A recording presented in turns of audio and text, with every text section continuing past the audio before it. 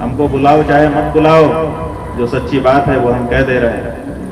अगर गौ हत्यारी पार्टियों को तुमने अभी भी वोट देना जारी रखा और उन्होंने सरकार बना करके गौ हत्या की, तो उसके पाप के भागी और कोई दूसरे नहीं बनेंगे, तुम बनोगे।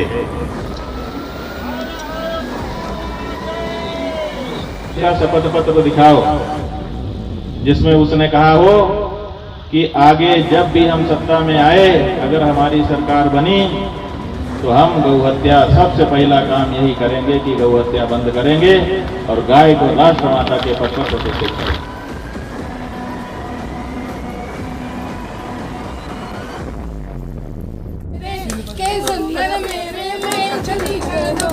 सनातन धर्म के लिए सबसे महत्वपूर्ण अगर कोई है तो गाय, और वो गाय कष्ट में।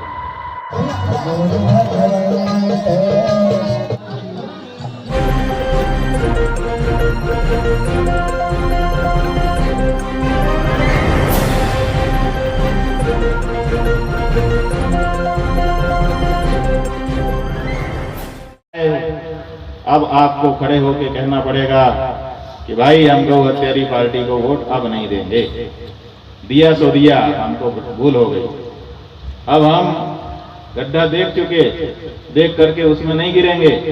इसलिए पहले अपनी पार्टी के अध्यक्ष का शपथ पत्र दिखाओ जिसमें उसने कहा हो कि आगे जब भी हम सत्ता में आए, अगर हमारी सरकार बनी तो हम गौ हत्या, सबसे पहला काम यही करेंगे कि गौ हत्या बंद करेंगे और गाय को राष्ट्रमाता के पद पर प्रतिष्ठित करेंगे। प्रचार किया जा रहा है पूरे देश में कि राम आएंगे, और फिर बताया गया कि राम आ गए ना।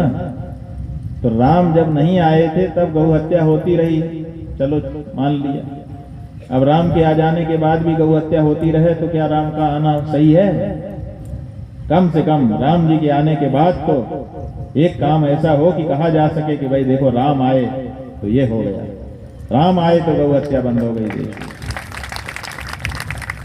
तो जिन जिन लोगों ने राम को लाने के लिए, जिन जिन लोगों ने राम की बात के लिए अपने आप को खड़ा किया, उन सब लोगों को कम से कम इसके लिए खड़े हो जाने की जरूरत है कि अगर राम आए हैं तो देश में गौ हत्या तो अब बंद हो ही जानी चाहिए। गौ काटते जा रहे हैं और गाय का मांस बेचते जा रहे हैं।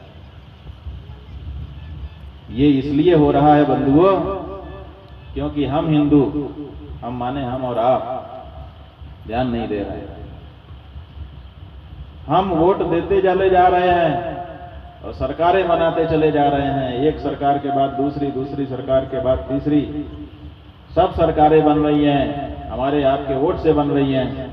लेकिन सरकार बनने के बाद वो सरकार काम क्या कर रही है, इसकी तरफ हम ध्यान ही नहीं दे रहे। अच्छा ये बताओ, अगर हमारे समर्थन से कोई सत्ता में आए और आकर के गाय काटे तो गौ हत्या का जो महापाप है वो हमको लगेगा कि नहीं लगेगा? हम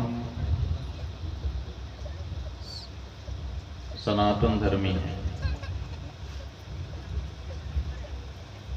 ऐसे धर्म का अनुसरण करने वाले हैं जो सदा से रहा है और सदा रहने वाला है। ये ऐसा धर्म है जिसको चलाने वाले का पता नहीं है, और जब चलाने वाले का ही पता नहीं है तो मिटाने वाला भी कोई नहीं है। दुर्ग बेमेतरा टाइम से मैं हूं लाला सिंह ठाकुर।